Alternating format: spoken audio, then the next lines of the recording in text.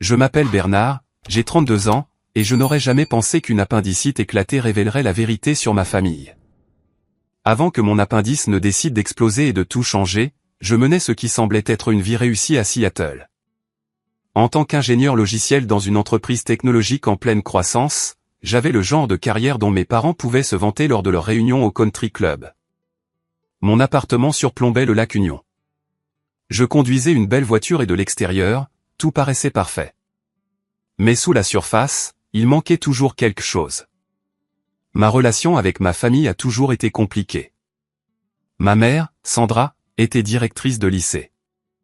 Mon père, Robert, dirigeait son propre cabinet comptable, et ma sœur cadette, Diana, terminait ses études supérieures en psychologie. Sur le papier, nous étions la famille américaine parfaite, mais la réalité était bien différente. Dès mon plus jeune âge, j'ai appris que l'amour dans notre famille était assorti de conditions. Mes parents avaient des attentes démesurées, mais offraient rarement un soutien émotionnel. Les bonnes notes n'étaient pas célébrées. Elles étaient attendues. Les réussites n'étaient pas accueillies par des éloges, mais par des questions sur la suite. Je me souviens d'avoir ramené un bulletin avec que des A au lycée, uniquement pour que mon père me demande pourquoi je ne prenais pas de cours plus avancés. Malgré cela, je désirais désespérément leur approbation. J'ai choisi l'ingénierie parce que mon père pensait que c'était pratique, même si j'avais rêvé d'étudier la littérature. J'ai pris le poste à Seattle parce qu'il payait bien, pas parce qu'il m'épanouissait. Chaque décision était filtrée à travers le prisme de « est-ce que cela rendra mes parents fiers ?» Ma sœur Diana a eu une expérience différente. De 3 ans ma cadette, elle a en quelque sorte échappé à la pression que je ressentais. Ses notes moyennes étaient acceptables. Ses 3 changements de spécialité à l'université, c'était « elle se cherchait ». Quand elle avait besoin d'argent, mes parents étaient prompts à l'aider. Pendant ce temps, j'avais travaillé tout au long de mes études, refusant de demander de l'aide, même quand je mangeais des nouilles instantanées pendant des semaines pour payer mon loyer. L'ironie ne m'échappait pas que, bien qu'étant traité différemment, j'étais celui qui répondait toujours présent pour les obligations familiales. Je prenais l'avion pour rentrer à chaque fête. Je me souvenais de chaque anniversaire avec des cadeaux attentionnés. J'appelais mes parents chaque semaine pour prendre des nouvelles. Quand mon père a eu besoin d'aide pour installer le nouveau réseau de son bureau, j'ai pris 3 jours de congé pour rentrer et m'en occuper. Quand la voiture de ma mère est tombée en panne, j'ai fait des recherches et lui ai trouvé le meilleur modèle de remplacement dans son budget. Mon appartement à Seattle était magnifique, mais souvent vide. Je travaillais 60 heures par semaine, en partie parce que j'aimais résoudre des problèmes complexes, mais surtout parce que cela me laissait moins de temps pour remarquer à quel point je me sentais seul. Mon cercle social était petit mais significatif. Marcus, mon colocataire d'université, qui travaillait maintenant dans une entreprise technologique concurrente, habitait à proximité, et nous nous retrouvions pour boire une bière la plupart des jeudis. Jessica, de mon département, se joignait souvent à nous, ainsi que Carlos, que je connaissais d'un bootcamp de codage des années auparavant. C'étaient de bons amis, mais je les gardais même eux à distance. Des années d'amour conditionnel m'avaient appris à compartimenter, à ne jamais laisser personne entrer complètement. Quand ils me posaient des questions sur ma famille, je racontais des histoires légères et positives, ne révélant jamais la tension sous-jacente. 3 mois avant l'éclatement de mon appendice, ma famille avait commencé à planifier un voyage en Floride. Ma mère avait toujours voulu voir le centre spatial Kennedy, et mon père avait des amis d'université à Miami qu'il pouvait visiter. Diana, de nouveau entre 2 emplois, était excitée à l'idée des plages. Ils m'ont invité, bien sûr, mais le voyage coïncidait avec un lancement de produits majeurs au travail. Je ne pouvais absolument pas prendre de congé. Nous comprenons tout à fait, avait dit ma mère au téléphone, mais son ton suggérait de la déception. Le travail passe toujours en premier pour toi de toute façon. Cela m'a blessé, considérant le nombre d'événements professionnels importants que j'avais manqués au fil des ans pour être présent aux fonctions familiales, mais j'ai ravalé ma frustration comme d'habitude et j'ai promis de me joindre à eux la prochaine fois. La semaine avant leur départ, je leur ai envoyé un colis rempli d'essentiels de voyage, une crème solaire de qualité supérieure, un bon oreiller de voyage pour le cou fragile de mon père, une coque de téléphone étanche pour Diana, qui laissait toujours tomber le sien. Et un guide touristique pour ma mère, qui préférait encore le papier au numérique. J'ai même organisé un service de voiture pour les emmener à l'aéroport. Tu es toujours si pragmatique, Bernard, a dit ma mère quand elle a appelé pour me remercier. Pas chaleureux, pas affectueux, juste pragmatique. J'avais appris à accepter ces miettes de reconnaissance. Le jour de leur départ pour la Floride, je me suis plongé encore plus intensément dans le travail. Le lancement du produit était crucial, et en tant que responsable technique, tout reposait sur mes épaules. Je commençais à arriver au bureau à 6 heures du matin et à partir bien après minuit. Mon équipe était inquiète, mais je leur ai assuré que j'allais bien. « Tu dois mieux prendre soin de toi », m'a dit Marcus lors d'un de nos rares rendez-vous du jeudi que j'ai failli annuler. « Tout ce travail et pas de plaisir, ça va te rattraper. » J'ai ri pour balayer ses craintes. « Je me reposerai quand le lancement sera terminé », ai-je promis. Je ne savais pas que mon corps planifiait déjà une période de repos forcé qui allait tout changer. Cela a commencé un mardi soir. J'étais resté au bureau jusqu'à près de 23 heures, à déboguer un problème persistant avec notre système d'authentification. Quand je suis finalement rentré chez moi, j'ai ressenti une légère gêne dans le bas de l'abdomen. Rien de grave, juste une douleur sourde que j'ai attribuée au stress et à l'excès de café. J'ai pris des analgésiques en vente libre et je suis allé me coucher, certain que ce serait parti le matin. Je me suis réveillé à 3 heures du matin en pleine agonie. La douleur sourde s'était transformée en une douleur lancinante dans mon abdomen inférieur droit. Quand j'ai essayé de me lever, j'ai failli m'effondrer. Quelque chose n'allait vraiment pas. Malgré la douleur, j'ai réussi à m'habiller et à prendre mes clés. L'idée d'appeler une ambulance m'a brièvement traversé l'esprit, mais des années d'autonomie ont pris le dessus. Je pouvais me conduire moi-même aux urgences. Le trajet de 20 minutes jusqu'au Swedish Medical Center a été atroce. Chaque bosse sur la route envoyait des vagues de douleur à travers mon corps. Au moment où je suis entré en titubant dans la salle d'urgence, je transpirais abondamment et je luttais pour rester debout. L'infirmière de triage m'a jeté un coup d'œil et a immédiatement appelé à l'aide. Douleur au cadran inférieur droit, fièvre, nausées, a-t-elle rapporté au médecin de garde qui est arrivé quelques instants plus tard. Possible appendicite. Le docteur Ashley Chen était efficace et direct. Après un examen rapide qui m'a laissé le souffle coupé de douleur, elle a ordonné des analyses de sang immédiates et un scanner. Les résultats sont revenus en moins d'1 heure, confirmant ses soupçons. Votre appendice a perforé, a-t-elle expliqué, le visage sérieux. Nous devons vous emmener en chirurgie immédiatement. L'infection peut se propager rapidement dans votre cavité abdominale et devenir mortelle. La gravité de la situation m'a frappé d'un coup. Je faisais face à une chirurgie d'urgence, seul, au milieu de la nuit. Pour la première fois depuis des années, j'ai ressenti une peur sincère.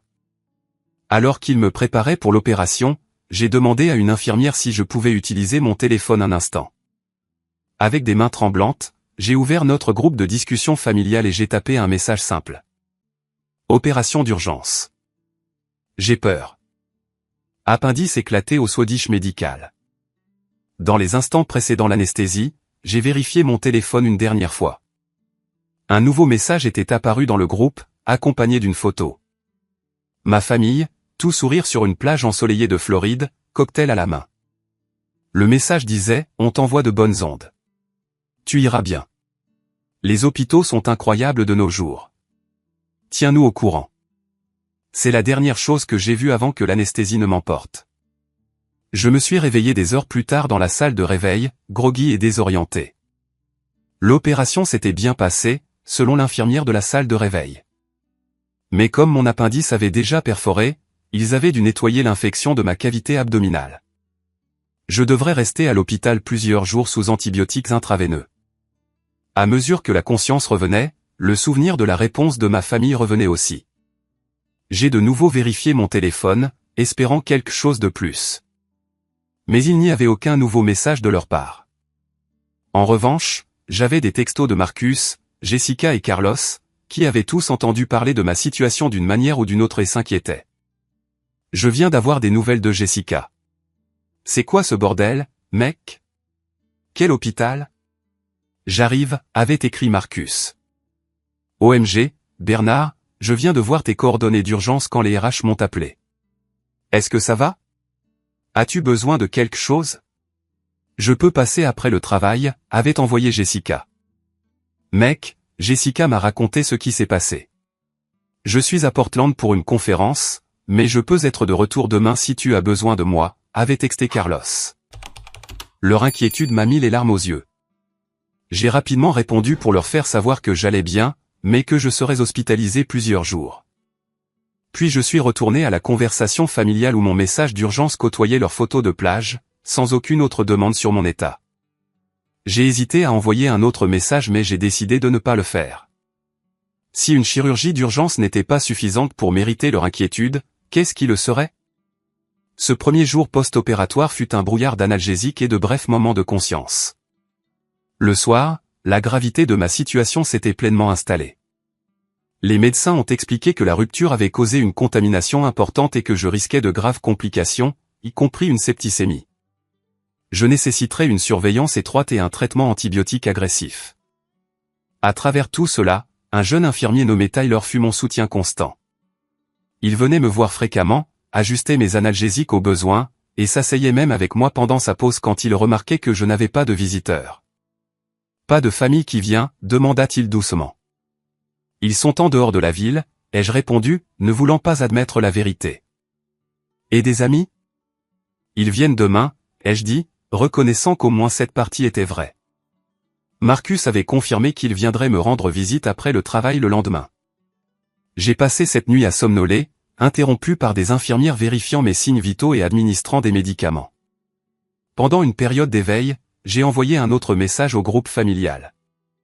L'opération s'est bien passée, mais l'appendice avait déjà perforé. Ils craignent que l'infection se propage. Je serai ici plusieurs jours. La réponse est arrivée 3 heures plus tard, alors qu'on m'aidait à marcher lentement dans le couloir de l'hôpital dans le cadre de ma convalescence. Une autre photo de plage, cette fois d'un magnifique coucher de soleil. Superbe soirée ici. Content que l'opération se soit bien passée. Ces antibiotiques sont incroyables de nos jours. Tu seras sur pied en un rien de temps. Aucune question sur comment je me sentais. Aucune offre de raccourcir leurs vacances. Aucune reconnaissance de la gravité de mon état. Quand je suis retourné dans ma chambre, j'ai trouvé Marcus qui attendait, l'inquiétude gravée sur son visage. Il avait apporté mon chargeur d'ordinateur portable et des vêtements confortables de mon appartement. « Jésus Bernard, tu as une mine affreuse », dit-il en posant un sac de mes affaires. « Pourquoi ne m'as-tu pas appelé quand tu as commencé à te sentir mal ?» J'ai tenté un sourire. Tout s'est passé très vite. « Ta famille rentre ?» demanda-t-il, supposant ce que toute personne normale ferait. J'ai hésité, puis j'ai secoué la tête. Ils sont en Floride. C'est un voyage qu'ils planifient depuis des mois. L'expression de Marcus s'assombrit. Alors, ils restent là-bas, même si tu viens de subir une opération d'urgence. Ce n'est pas si grave, ai-je menti, minimisant la situation, même si le docteur Moral venait de m'expliquer les risques de péritonite et de septicémie ce matin-là. Marcus a dit. J'ai parlé à ton médecin en arrivant. Il m'a dit à quel point c'est sérieux. Il a tiré une chaise à côté de mon lit. Est-ce qu'ils ont au moins appelé? J'ai de nouveau secoué la tête. C'est dégueulasse, Bernard. Vraiment dégueulasse. Pour la première fois, je me suis permis de reconnaître la vérité de ces paroles. C'était dégueulasse. La réaction de ma famille n'était pas normale, pas acceptable.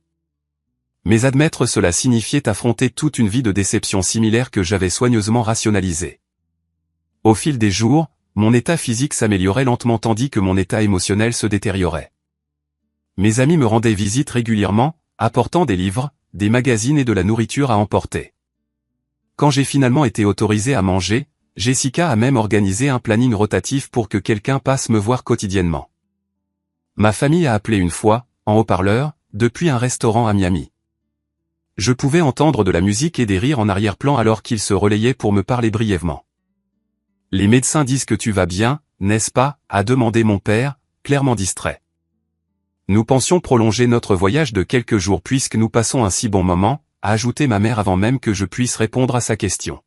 « Ramène-moi un souvenir », a lancé Diana, comme si j'étais parti pour un voyage amusant plutôt que de combattre une infection grave dans un lit d'hôpital. Après 5 minutes, ils ont raccroché, promettant de rappeler bientôt. Ils ne l'ont pas fait. La convalescence physique après une rupture d'appendice est lente et douloureuse. le docteur Moral a expliqué que, comme l'infection s'était propagée avant l'opération, mon corps avait besoin de temps pour guérir à la fois de l'intervention chirurgicale et de la contamination interne. Chaque matin, il vérifiait ma cicatrice, testait la sensibilité de mon abdomen et examinait mes analyses de sang pour déceler des signes d'infection persistante. Vous faites des progrès, disait-il. Mais nous devons être patients. Ce n'est pas quelque chose à précipiter. La patience n'avait jamais été mon fort, surtout en ce qui concerne mes besoins personnels. J'avais l'habitude de surmonter l'inconfort, de faire passer le travail et les autres en premier. Maintenant confiné à un lit d'hôpital, je n'avais d'autre choix que de me concentrer sur ma propre guérison. Le personnel de l'hôpital est devenu mon système de soutien inattendu. Tyler, l'infirmier de nuit, venait me voir pendant ses gardes et restait parfois pour discuter quand les choses étaient calmes. Rebecca, l'infirmière de jour, était tout aussi attentionnée, apportant des oreillers supplémentaires sans qu'on le lui demande et expliquant chaque médicament et procédure en détail. « Vous êtes un patient modèle », m'a-t-elle dit le 4e jour. La plupart des gens se plaignent beaucoup plus. J'ai l'habitude de me débrouiller seul, ai-je répondu. Elle m'a lancé un regard entendu. Ce n'est pas toujours une bonne chose, vous savez.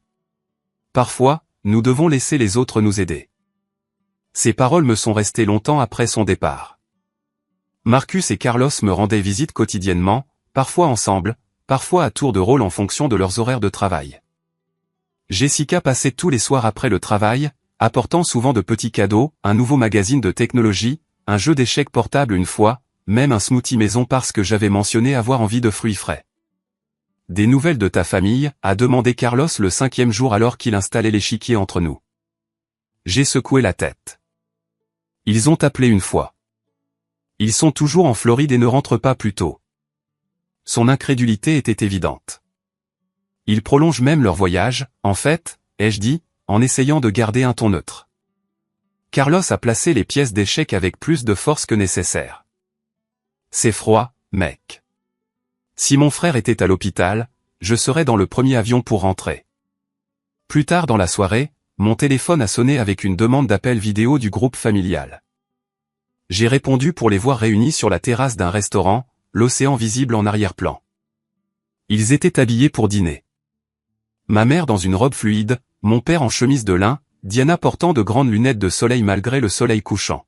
« On voulait prendre de tes nouvelles », a dit ma mère d'un ton enjoué. « Comment est la nourriture de l'hôpital ?»« C'est de la nourriture d'hôpital », ai-je répondu, ajustant ma position dans le lit pour cacher la perfusion qui délivrait encore des antibiotiques. « Tu as l'air fatigué », a observé mon père. « Je suis fatigué. Combattre une infection, ça épuise. »« Eh bien, le médecin a dit que tu allais bien, n'est-ce pas ?» a demandé Diana en sirotant ce qui ressemblait à un mojito. Finalement, oui. C'était assez sérieux, cependant. Mon appendice a perforé avant qu'ils ne puissent l'enlever. Mais ils ont tout nettoyé, a dit ma mère d'un ton dédaigneux. C'est le principal. Ils ont ensuite commencé à me raconter leur aventure de parachute ascensionnel ce matin-là, le restaurant de fruits de mer incroyable qu'ils avaient découvert, et l'excursion en bateau qu'ils avaient réservée pour le lendemain. Pas une seule fois ils ne m'ont demandé comment je me sentais émotionnellement, si j'avais besoin de quelque chose, ou quand je pourrais sortir. Après qu'ils aient raccroché, je suis resté allongé dans mon lit, fixant le plafond, une révélation se faisant lentement jour. Cet appel, comme tant d'interactions auparavant, suivait le même schéma. On attendait de moi que je m'intéresse à leur vie, que je célèbre leur joie, que je soutienne leurs projets. Mais quand j'avais besoin de soutien émotionnel, quand j'étais vulnérable et souffrant, ils maintenaient une distance de sécurité. Cette nuit-là, Tyler m'a trouvé éveillé à 3 heures du matin, des larmes coulant silencieusement sur mon visage. « La douleur est forte ?» a-t-il demandé, vérifiant immédiatement mon dossier. « Pas une douleur physique, ai-je admis. » Il a tiré une chaise. « Tu veux en parler ?» Et étonnamment, j'en avais envie. Je lui ai parlé de ma famille, de leurs vacances à la plage qui continuaient pendant que j'étais allongé dans un lit d'hôpital, d'années à être là pour eux alors qu'ils manquaient constamment à l'appel pour moi. « Leur as-tu déjà dit ce que tu ressens ?» a-t-il demandé quand j'ai fini. « Non, ai-je avoué.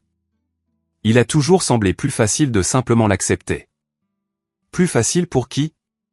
Eux ou toi ? La question a persisté dans mon esprit longtemps après son départ. Le lendemain matin, Rebecca est arrivée avec une assistante sociale nommée Grace, spécialisée dans le soutien aux patients. Tyler a mentionné que vous pourriez bénéficier de parler à quelqu'un, a expliqué Rebecca. Grace aide les patients à gérer les aspects émotionnels de la convalescence.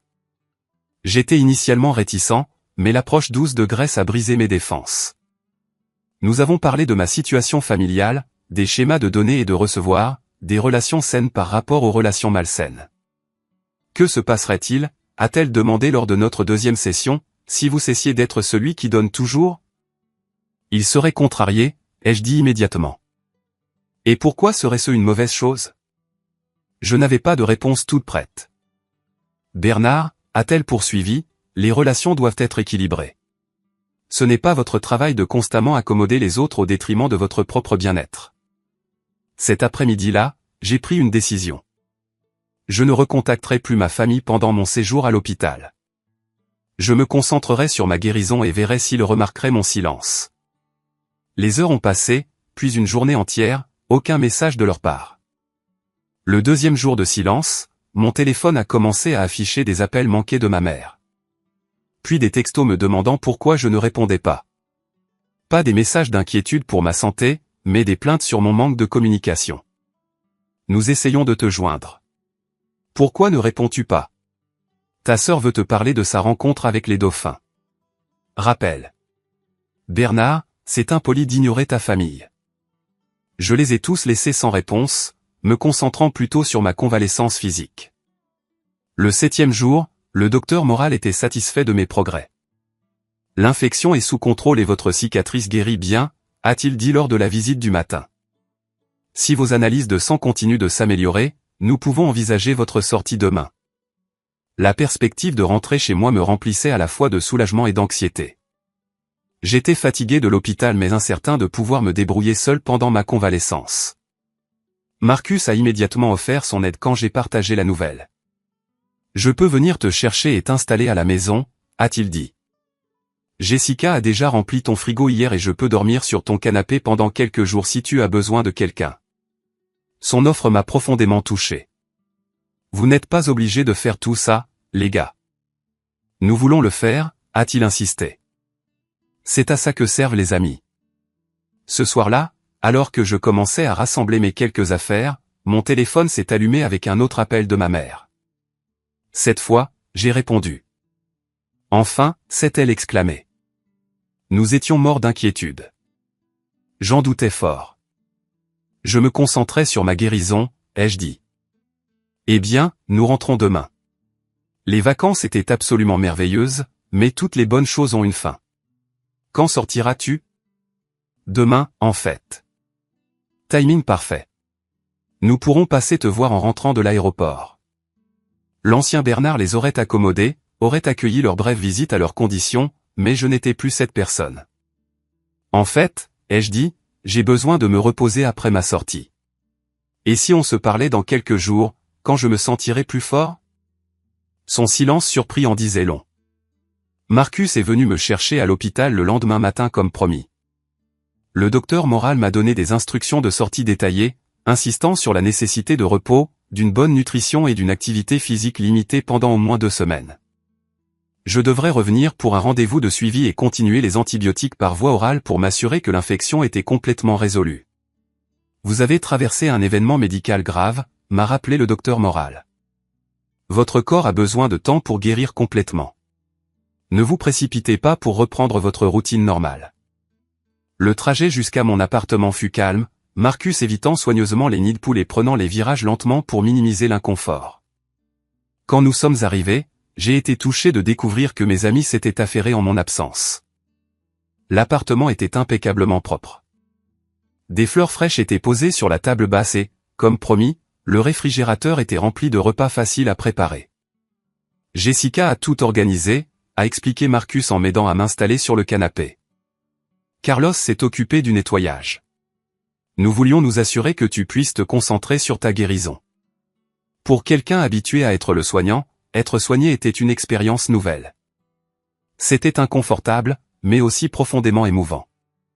Je ne sais pas comment vous remercier, les gars, ai-je dit, l'émotion rendant ma voix rauque. Remets-toi sur pied, c'est tout, a simplement répondu Marcus. Et apprends peut-être à demander de l'aide parfois avant de finir à l'hôpital. Les premiers jours à la maison ont établi un nouveau rythme. Marcus est resté les 2 premières nuits, dormant sur mon canapé malgré mes protestations. Carlos venait me voir tous les jours, apportant souvent le déjeuner de mes restaurants préférés. Jessica appelait tous les soirs pour prendre des nouvelles et a même organisé une livraison de courses lorsque les provisions s'épuisaient. J'ai commencé à faire de courtes promenades autour de mon immeuble, augmentant progressivement la distance à mesure que ma force revenait. Le docteur Moral avait insisté sur l'importance d'un mouvement doux pour la récupération, et j'étais déterminé à suivre ses instructions à la lettre. Mon travail avait été compréhensif quant à mon absence, mon manager, Ryan, insistant pour que je prenne les 2 semaines complètes de congé maladie avant même d'envisager de travailler à distance.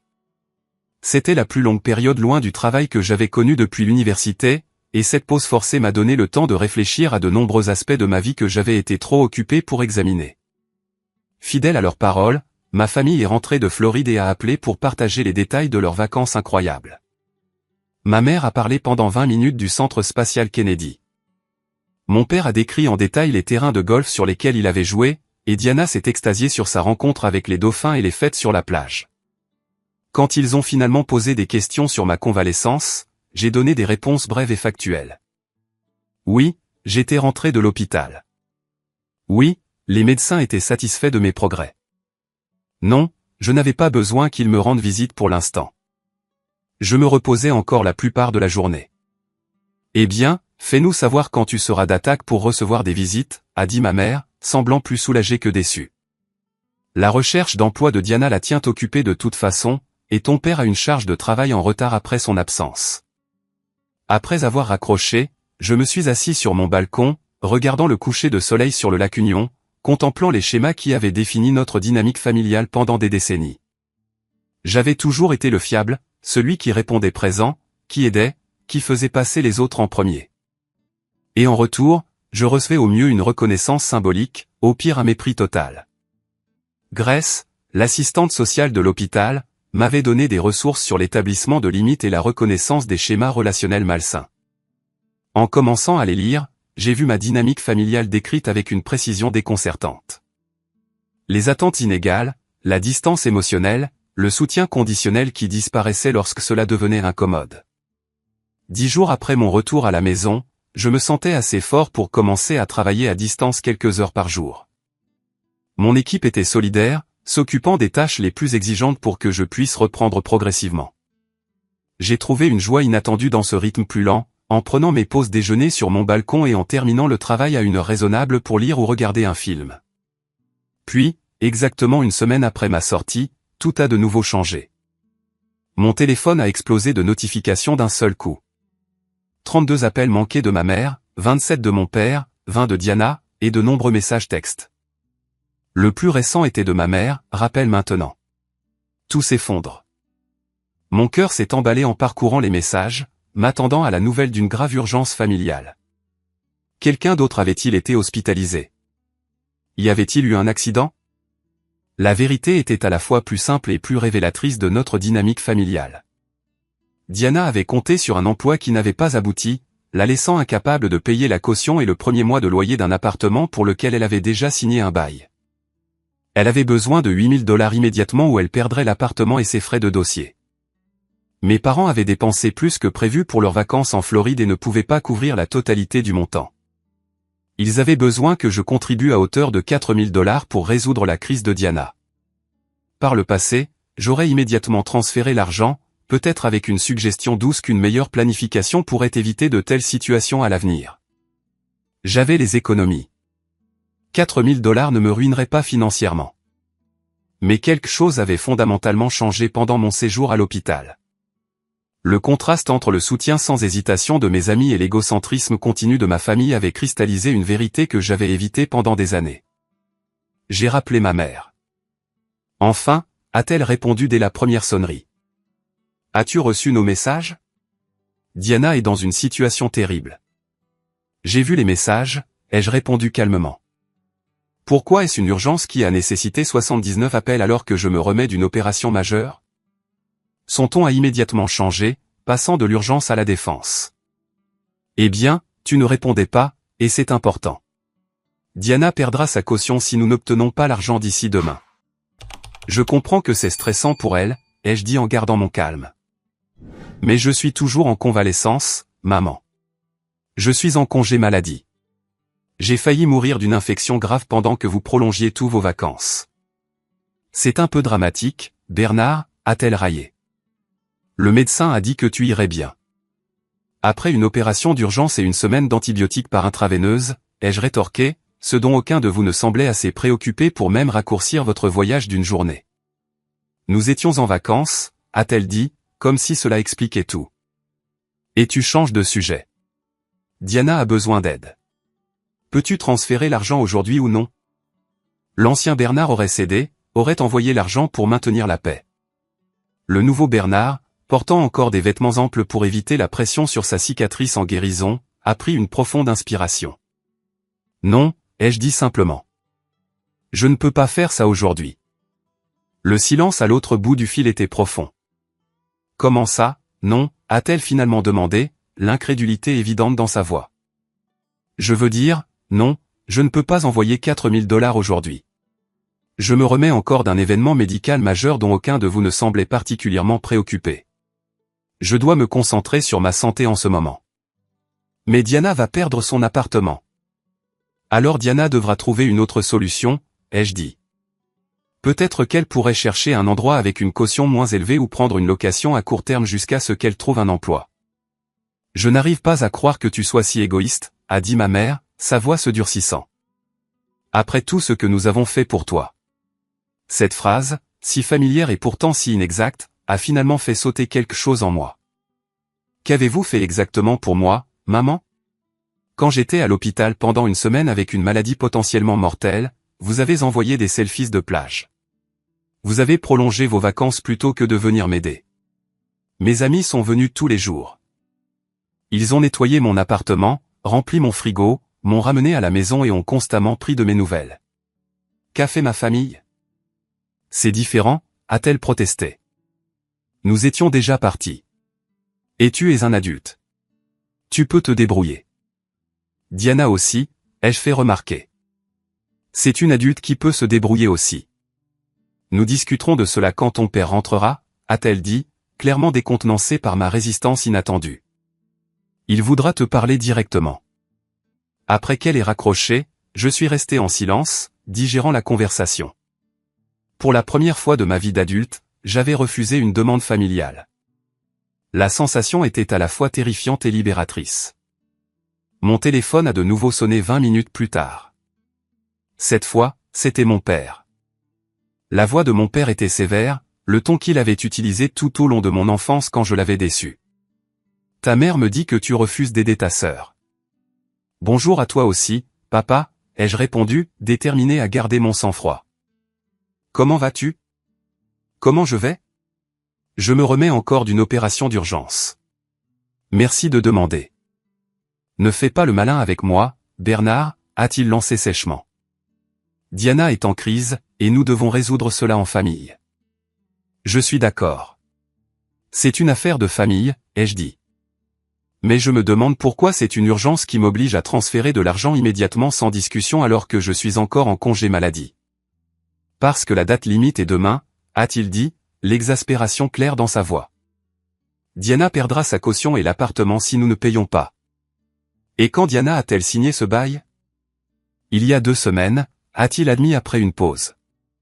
Pendant que j'étais à l'hôpital, ai-je noté. Est-ce que quelqu'un a pensé à discuter de cet engagement financier majeur avec moi à ce moment-là? Tu étais malade, a-t-il dit d'un ton dédaigneux. Nous ne voulions pas te déranger avec ça. Mais maintenant que c'est une crise, je suis soudainement assez bien pour être dérangé. Mon père a soupiré lourdement. Écoute, Bernard, parfois les membres de la famille ont besoin d'aide. C'est ce que fait la famille.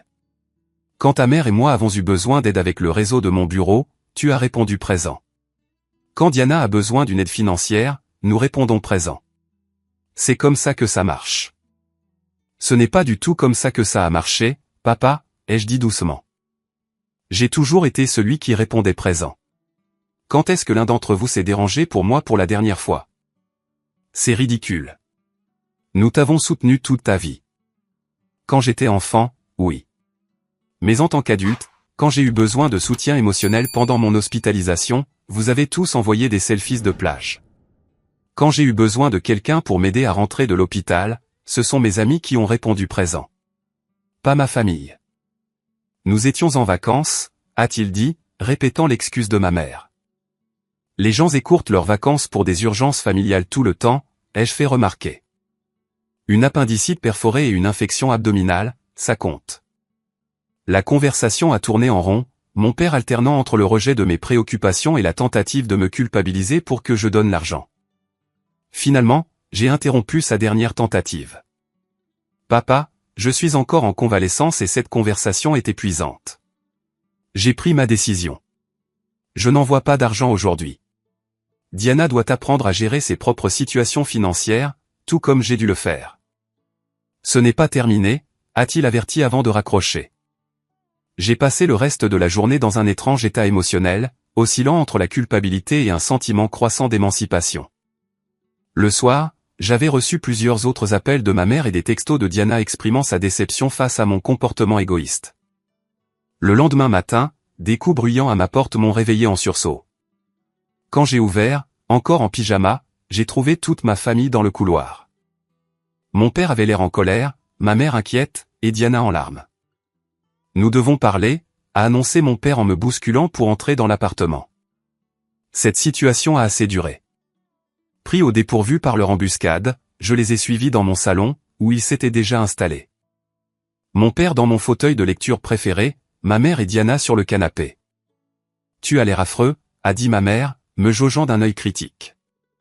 Est-ce que tu prends bien soin de toi? L'ironie de son inquiétude maintenant, après leur absence totale pendant mon hospitalisation, ne m'a pas échappé. Je me remets d'une opération majeure, lui ai-je rappelé. Ça prend du temps. Mon père s'est raclé la gorge avec impatience. Nous sommes ici pour la situation de Diana. La date limite est aujourd'hui et nous devons résoudre ça. Je me suis assis à ma table à manger, créant intentionnellement une distance entre nous. J'écoute. Diana a besoin de 4000 $ pour son appartement, a-t-il déclaré. Ta mère et moi pouvons fournir 4000 $, mais nous avons besoin que tu mettes la même somme. Et si je ne le fais pas, ai-je demandé. Alors elle perd l'appartement et l'argent qu'elle a déjà versé, est intervenue ma mère. C'est ce que tu veux pour ta sœur? Diana a reniflé de manière dramatique, comme sur commande. J'ai pris une profonde inspiration, sentant ma cicatrice chirurgicale tirer légèrement avec le mouvement. Ce que je veux, c'est que ma famille reconnaisse que les relations vont dans les deux sens. Quand j'étais à l'hôpital en train de combattre une infection qui aurait pu me tuer, aucun de vous n'a écourté ses vacances pour être avec moi. Pas un seul jour. On a appelé, a protesté Diana. Une fois, les jeux corrigés. Pendant 5 minutes, depuis un restaurant, en haut-parleur. Pendant ce temps, mes amis sont venus me voir tous les jours, m'ont apporté ce dont j'avais besoin, ont nettoyé mon appartement, rempli mon réfrigérateur et se sont assurés que je rentre chez moi en toute sécurité. Nous aurions fait ces choses si nous n'avions pas été absents, a dit ma mère sur la défensive. Mais vous étiez absent par choix, ai-je souligné. Vous avez choisi de rester en vacances plutôt que de me soutenir pendant une urgence médicale. C'était votre décision, et cela m'a montré exactement où je me situe dans les priorités de cette famille. Alors, c'est une vengeance, a demandé mon père, incrédule. Tu punis Diana parce que tu es en colère contre nous. Non, ai-je dit fermement. C'est moi qui reconnais un schéma malsain et qui choisis de ne pas le perpétuer. Pendant des années, j'ai été celui qui répond toujours présent, qui aide toujours, qui donne toujours. Et quand j'ai eu besoin de vous, aucun de vous n'a été là pour moi. Ce n'est pas juste, est intervenue Diana. J'ai eu des problèmes aussi, et tu le sais. Mon anxiété m'empêche de gérer le stress. Nous avons tous des problèmes, ai-je répondu. La différence, c'est qu'on attendait de moi que je gère les miens de manière indépendante tout en aidant simultanément avec ceux de tout le monde. Donc, tu n'aideras pas, a exigé mon père, son visage devenant rouge. Je n'ai pas dit ça, ai-je précisé. J'ai dit que je ne transférerai pas 4000 $ aujourd'hui sans discussion alors que je suis encore en convalescence. Ce que je ferai, c'est aider Diana à chercher des options de logement plus abordables ou l'aider à créer un budget une fois qu'elle aura trouvé un emploi. Ce n'est pas ce dont elle a besoin en ce moment, a insisté ma mère. Peut-être pas, ai-je reconnu. Mais c'est ce que je suis prêt à offrir. Diana s'est levée brusquement, des larmes coulant sur son visage. Je n'arrive pas à croire que tu sois si cruel. Après tout ce que j'ai traversé. Mon père s'est également levé, posant une main sur l'épaule de Diana. Si c'est ce que tu ressens, Bernard, nous devrions peut-être reconsidérer entièrement notre relation familiale. La menace flottait dans l'air entre nous. Par le passé, cela aurait suffi à me faire capituler immédiatement. Au lieu de cela, j'ai ressenti un calme curieux. Si c'est votre décision, je la respecterai, ai-je dit doucement. Mais j'espère plutôt que cela pourra être le début d'une relation plus équilibrée entre nous tous. Allons-y, a dit mon père à ma mère et à Diana, ignorant ma réponse. Bernard a clairement besoin de plus de temps pour réfléchir à ses priorités. Ils sont sortis de mon appartement sans un autre mot, les sanglots théâtraux de Diana résonnant dans le couloir. Alors que la porte se fermait derrière eux, je me sentais à la fois vidé et étrangement libéré. J'ai immédiatement appelé Marcus. Ils viennent de me tendre une embuscade dans mon appartement, ai-je expliqué après avoir brièvement raconté la situation. Putain, a-t-il répondu. Est-ce que ça va? Tu as besoin que je passe? Non, en fait, ça va, ai-je réalisé, quelque peu surpris par la vérité de cette affirmation. Pour la première fois, je leur ai tenu tête. Bravo, mec. Ça faisait longtemps que ça devait arriver. Mon père a pratiquement menacé de me renier si je ne donne pas l'argent à Diana. Et comment te sens-tu par rapport à ça, a demandé Marcus avec précaution. Triste, ai-je admis, mais aussi soulagé, comme si peut-être cela devait arriver. Après avoir raccroché, j'ai passé l'après-midi à réfléchir à la confrontation. Des années de sentiments refoulés avaient finalement fait surface. Et bien que le résultat ne soit pas ce que j'aurais choisi, cela semblait être un premier pas important vers quelque chose de plus sain. Ce soir-là, j'ai rédigé un long email à ma famille, expliquant mes sentiments plus clairement que je n'avais pu le faire lors de notre conversation animée. J'ai détaillé la peine que j'avais ressentie pendant mon hospitalisation, ma prise de conscience de notre dynamique familiale déséquilibrée, et mon espoir que nous puissions construire quelque chose de mieux à l'avenir. Je vous aime tous, ai-je conclu. Mais je dois aussi m'aimer moi-même. Je suis prêt à faire partie d'une famille où tout le monde se soutient mutuellement, pas seulement une famille où l'on attend de moi que je résolve les problèmes de tout le monde pendant que mes propres besoins ne sont pas satisfaits. J'espère que nous pourrons trouver un moyen de créer cela ensemble. J'ai cliqué sur « Envoyer » avant de pouvoir douter de moi-même, puis j'ai éteint mon téléphone et je suis allé me coucher tôt, épuisé par le bilan émotionnel de la journée. Le lendemain matin, j'ai contacté Grace, l'assistante sociale de l'hôpital, qui m'avait donné des ressources sur l'établissement de limites. Elle m'a mis en contact avec un groupe de soutien pour les personnes confrontées à des dynamiques familiales difficiles. Assister à ma première réunion virtuelle plus tard cette semaine-là a été une révélation. Entendre d'autres décrire des expériences si similaires aux miennes m'a fait me sentir moins seul dans ma lutte. Les jours ont passé sans réponse de ma famille. Diana a apparemment trouvé une autre solution à sa crise de logement, bien que je ne l'ai appris que par un ami commun de la famille. Le silence était douloureux, mais il m'a aussi donné l'espace nécessaire pour continuer ma guérison physique et émotionnelle sans l'épuisement constant du drame familial. 2 semaines après notre confrontation, alors que je me préparais à retourner au travail à temps partiel au bureau, je me sentais enfin prêt à affronter tout ce qui allait suivre dans ma relation familiale.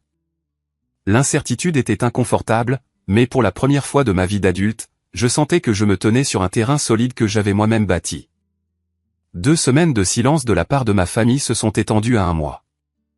Pendant ce temps, ma guérison physique a progressé de manière constante. Le rendez-vous de suivi avec le docteur Moral a confirmé que l'infection était complètement résolue et que ma cicatrice guérissait bien.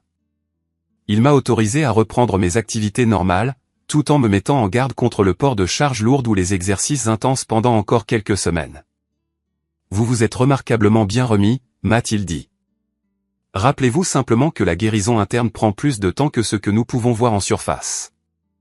Ces paroles semblaient s'appliquer à plus que ma simple condition physique. Retourner au travail à temps partiel, puis finalement à temps plein, a apporté son lot de défis et de récompenses. Mon équipe s'était admirablement débrouillée en mon absence, et mon manager, Ryan, m'a suggéré d'utiliser cette opportunité pour établir de meilleures limites entre vie professionnelle et vie privée. Tu travaillais 60 heures par semaine avant que ton appendice n'éclate, m'a-t-il rappelé. Peut-être que ce n'est pas durable. J'ai pris son conseil à cœur, quittant le bureau avant 18 heures la plupart des soirs et récupérant mes week-ends pour des activités personnelles. Avec ce temps nouvellement trouvé, j'ai commencé à explorer des intérêts que j'avais longtemps négligés. Je me suis inscrit à un cours de cuisine, quelque chose que j'avais toujours voulu essayer mais pour lequel je n'avais jamais pris le temps. J'ai redécouvert mon amour pour la lecture de fiction, dévorant des romans que j'avais achetés des années auparavant mais jamais ouverts. Mes liens sociaux se sont également approfondis. Les soirées bières du jeudi avec Marcus se sont étendues à des randonnées le week-end quand j'étais assez fort.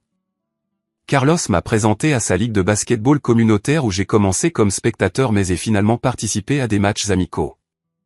Jessica et moi nous sommes découverts un intérêt commun pour les films documentaires et avons commencé à assister à une série de projections mensuelles dans un cinéma indépendant local. Grâce au groupe de soutien que Grace m'avait recommandé, j'ai rencontré Rachel, une conseillère spécialisée dans la dynamique des relations familiales.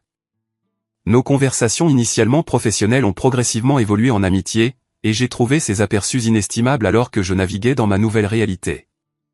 Les schémas familiaux ne changent pas du jour au lendemain, m'a-t-elle rappelé lors d'un de nos cafés. Vous avez perturbé un système en place depuis des décennies. Il y aura de la résistance.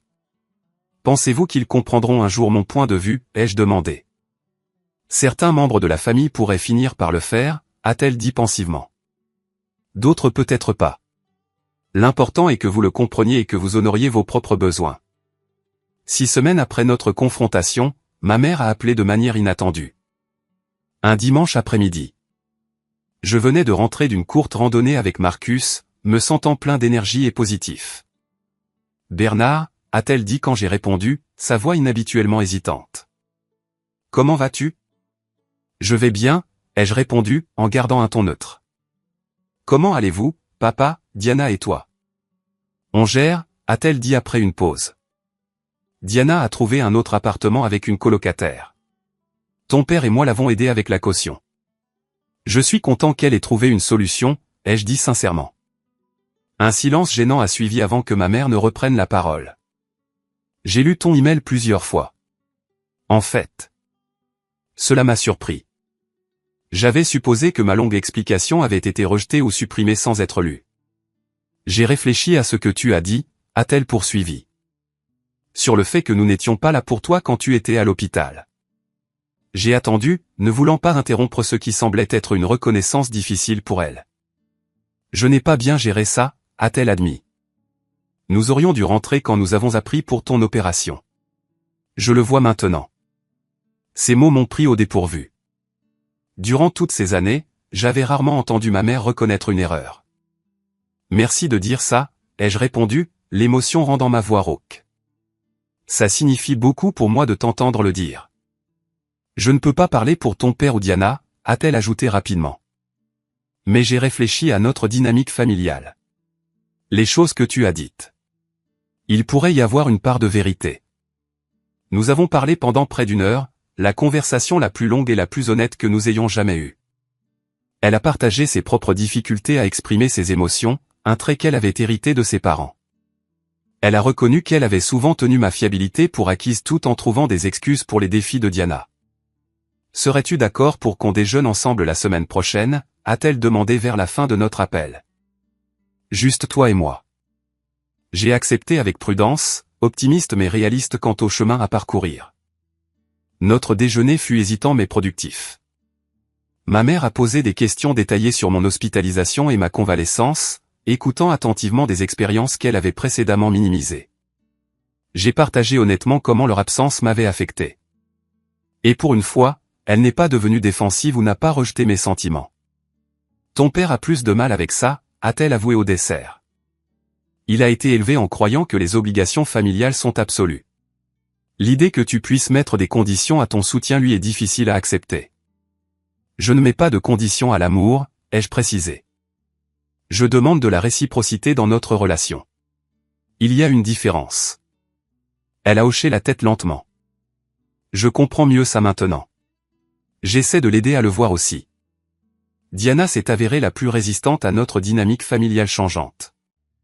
Quand je lui ai finalement parlé 2 mois après notre confrontation, elle a vacillé entre des excuses larmoyantes et des tentatives subtiles de rétablir les anciens schémas. « Je suis vraiment désolée de ne pas avoir été là pour toi », a-t-elle dit lors de notre rencontre autour d'un café. Je traversais tellement de choses avec ma situation professionnelle et la recherche d'appartements. Tu sais comment l'anxiété m'affecte. Je comprends que tu faisais face à tes propres défis, ai-je reconnu, mais cela ne signifie pas que mon urgence médicale aurait dû être ignorée. Je sais. Elle a soupiré. J'ai travaillé sur le fait d'être moins égocentrique. Mon thérapeute dit que je dois développer plus d'empathie. C'était une nouvelle information. Tu vois un thérapeute ? Elle a hoché la tête. Après tout ce qui s'est passé avec la situation de l'appartement, maman a suggéré que je pourrais bénéficier d'une aide professionnelle pour mes problèmes d'anxiété et de gestion financière. C'était un développement inattendu mais bienvenu.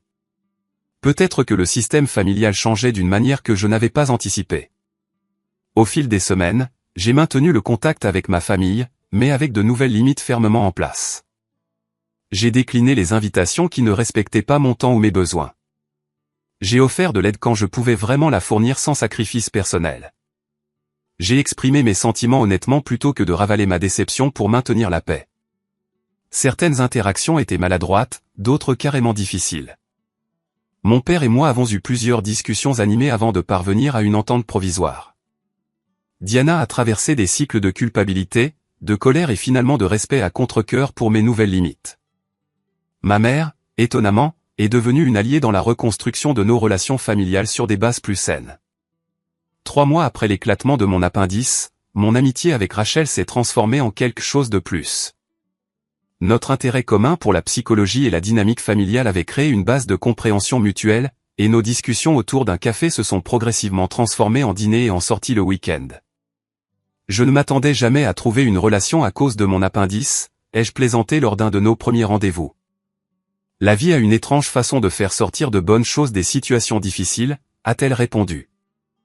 Parfois, nous avons besoin d'être brisés pour trouver une meilleure voie. Mon 33e anniversaire est arrivé 4 mois après mon opération.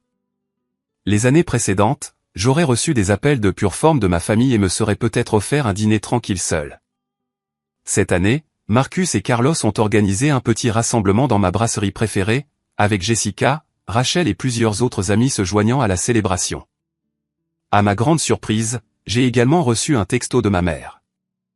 Ton père et moi aimerions organiser un dîner de famille pour ton anniversaire ce week-end si tu es disponible. Aucune pression, juste une invitation. L'ancien Bernard aurait immédiatement réarrangé son emploi du temps pour répondre à cette demande. Le nouveau Bernard a vérifié son calendrier, a noté des projets avec Rachel le samedi, et a répondu que le dimanche conviendrait si cela leur allait. Dimanche est parfait, a répondu ma mère. Nous avons hâte. C'était une petite chose, cet échange, mais il représentait un changement fondamental dans notre dynamique familiale. Pour la première fois, mes projets existants étaient reconnus comme valides, mon temps respecté comme précieux. Ce n'était pas tout, mais c'était un début. En soufflant les bougies sur le gâteau que mes amis m'avaient offert en surprise, j'ai fait un vœu silencieux.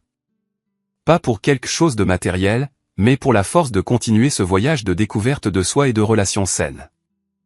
Le chemin à parcourir aurait sans aucun doute des obstacles. Mais pour la première fois de ma vie, je me sentais équipé pour les naviguer sans me perdre en cours de route.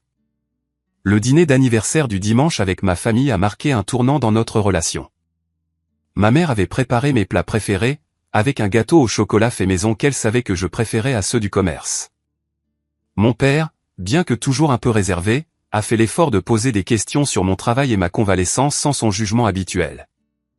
Même Diana semblait plus attentive, posant des questions réfléchies sur mes randonnées avec Marcus plutôt que de ramener immédiatement la conversation à ses propres préoccupations. « Nous avons quelque chose pour toi », a dit ma mère après le dîner, faisant glisser un petit paquet emballé sur la table.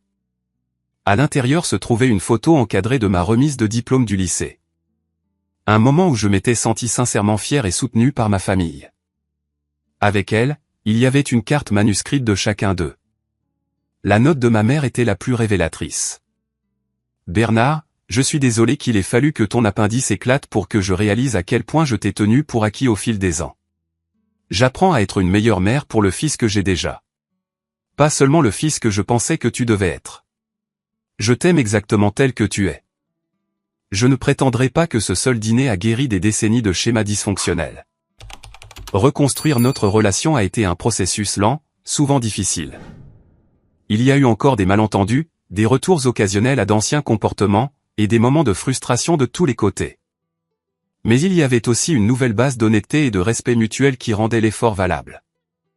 Au cours des mois suivants, nous avons établi de nouvelles traditions et attentes. Les dîners du dimanche sont devenus un événement mensuel plutôt qu'une obligation chaque fois qu'ils décidaient d'appeler. Quand je leur rendais visite, je fixais des délais clairs plutôt que de laisser les choses en suspens. Quand ils demandaient de l'aide, j'évaluais si je pouvais vraiment la fournir sans ressentiment. Disant parfois oui, offrant parfois des alternatives, disant parfois simplement non. Mon père a progressivement accepté cette nouvelle dynamique, exprimant même une admiration à contre-cœur pour ma capacité à poser des limites lors d'un rare déjeuner en tête-à-tête. « Tu me rappelles mon propre père », a-t-il dit de manière inattendue. Il ne laissait jamais personne lui marcher sur les pieds non plus. Venant de lui, c'était un grand compliment. Le parcours de Diana fut peut-être le plus significatif. Avec le soutien de son thérapeute, elle a commencé à prendre de réelles mesures vers l'indépendance et la responsabilité. Elle a trouvé un emploi stable dans une agence de marketing locale, a appris à gérer ses finances, et a même commencé à rembourser une partie de l'argent que nos parents lui avaient prêté au fil des ans. « J'ai observé comment tu gères les choses », a-t-elle admis lors d'un café 6 mois après notre confrontation. « Tu es si posé, si capable.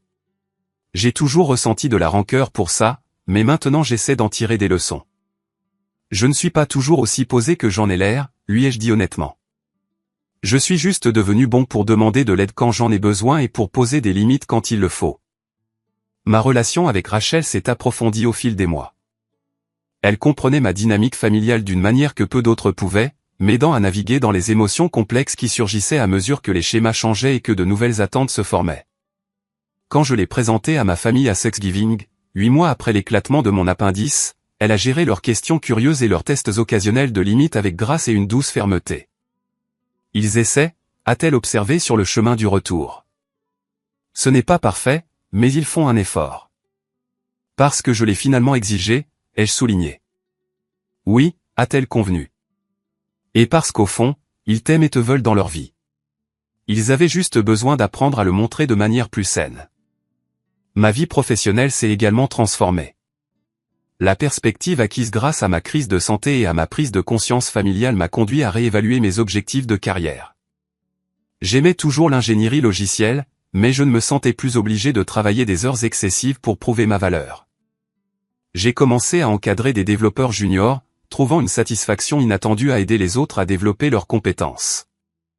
Ryan, mon manager, a remarqué le changement. « Tu sembles plus présent ces jours-ci », a-t-il commenté lors d'un entretien d'évaluation. Plus engagé mais aussi plus équilibré. Ça te va bien. Lorsqu'un poste de direction s'est ouvert dans notre département 1 an après mon opération, Ryan m'a encouragé à postuler. L'ancien Bernard aurait hésité, doutant de ses qualifications malgré les preuves du contraire. Le nouveau Bernard a reconnu ses forces et ses limites, se présentant honnêtement lors du processus d'entretien. Quand on m'a offert le poste, j'ai eu l'impression que c'était une reconnaissance de qui j'étais vraiment, pas de qui j'avais prétendu être.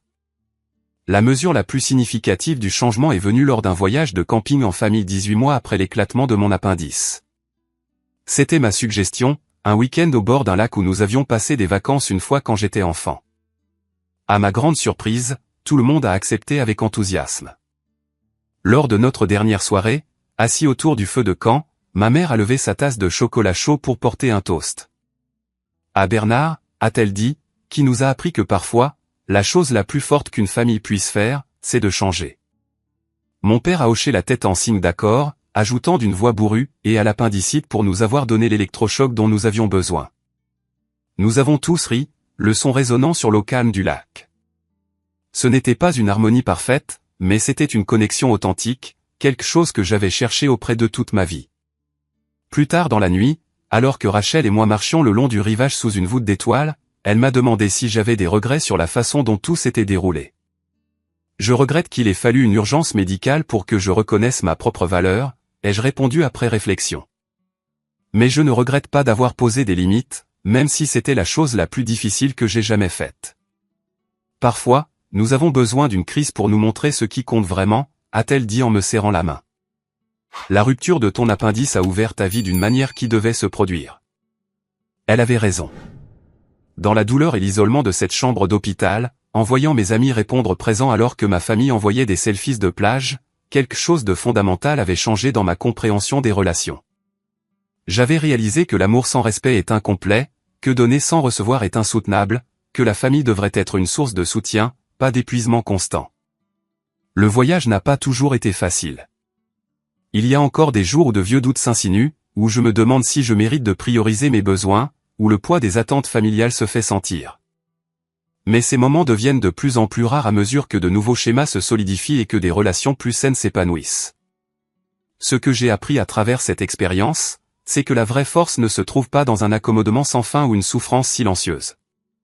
Elle se trouve dans le courage de s'affirmer, de nommer ses besoins, d'exiger la réciprocité dans ses relations. Elle se trouve dans la volonté de risquer le rejet plutôt que d'accepter d'être maltraité. Elle se trouve dans le fait de s'aimer assez pour s'éloigner des situations qui vous diminuent, même lorsque ces situations impliquent les personnes qui devraient vous aimer le plus. Parfois, la guérison la plus profonde commence par la rupture la plus douloureuse. L'éclatement de mon appendice a failli me coûter la vie, mais il m'a donné quelque chose d'infiniment précieux en retour, la compréhension que j'ai de l'importance. Pas à cause de ce que je peux faire pour les autres, pas à cause de ce que j'accomplis ou fournis, mais simplement parce que j'existe. Et cette compréhension a fait toute la différence. Si vous avez déjà eu des difficultés avec les relations familiales ou l'établissement de limites, j'espère que mon histoire vous aide à réaliser que vous n'êtes pas seul. Quelqu'un d'autre a-t-il vécu une crise de santé qui a changé sa perspective sur les relations? Laissez un commentaire ci-dessous et partagez votre histoire. Et si cela a résonné en vous, merci de cliquer sur le bouton j'aime et de vous abonner pour entendre d'autres histoires sur la recherche de la force à travers les défis de la vie. Rappelez-vous, parfois les conversations les plus difficiles mènent aux connexions les plus significatives. Merci de votre écoute et prenez soin de vous. Votre santé physique et émotionnelle comptent toutes les deux. Cambia. Por acá, por acá, por acá.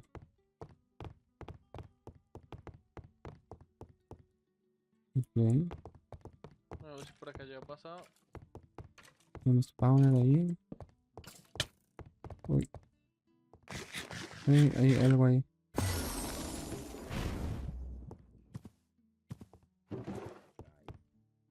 Ey, un ojo bien. Ok, no hay que bajar. Ay, no.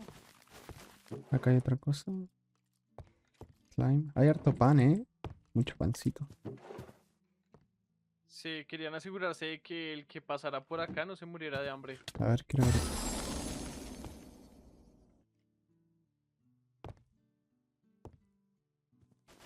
Ay, Ojo, ey, hay terracota roja aquí, ¿Dónde? Acá, arriba, en el techo.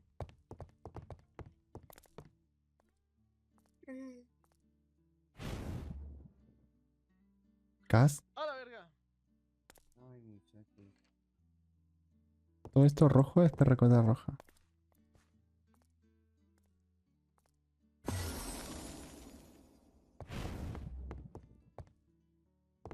God, para recolectarla.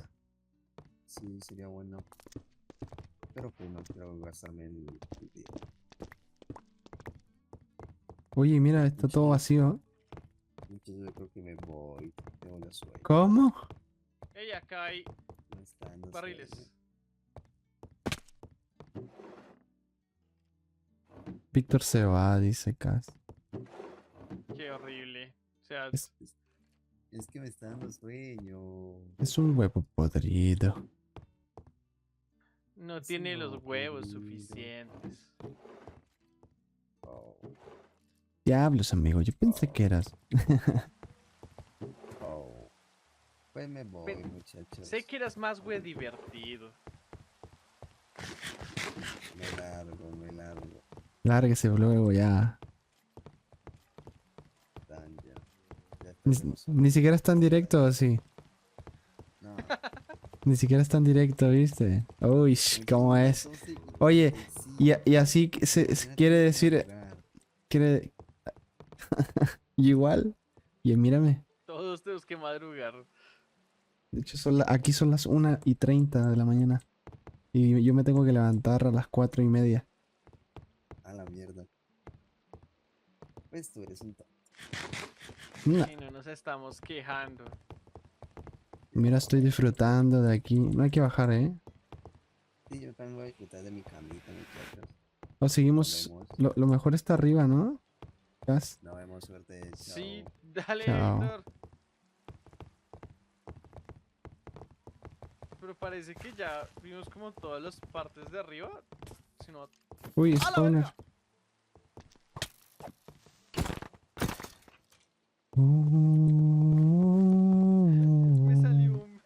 Me salió un creeper de la nada desde arriba. Qué loco. Pero la parte, a ver, probemos por afuera.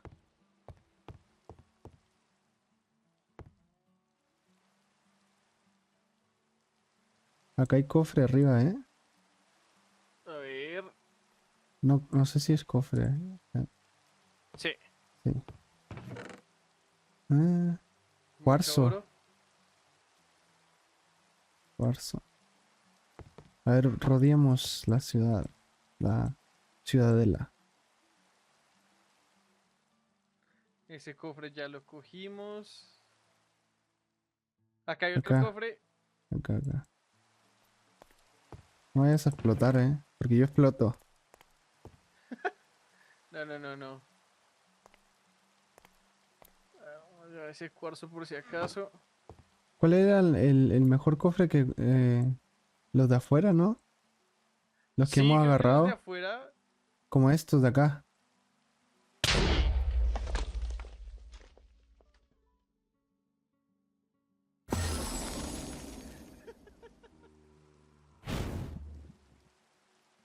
Ayuda.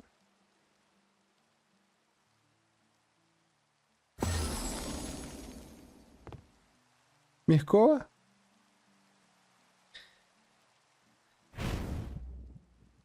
¿Mi escoba? Ahí está.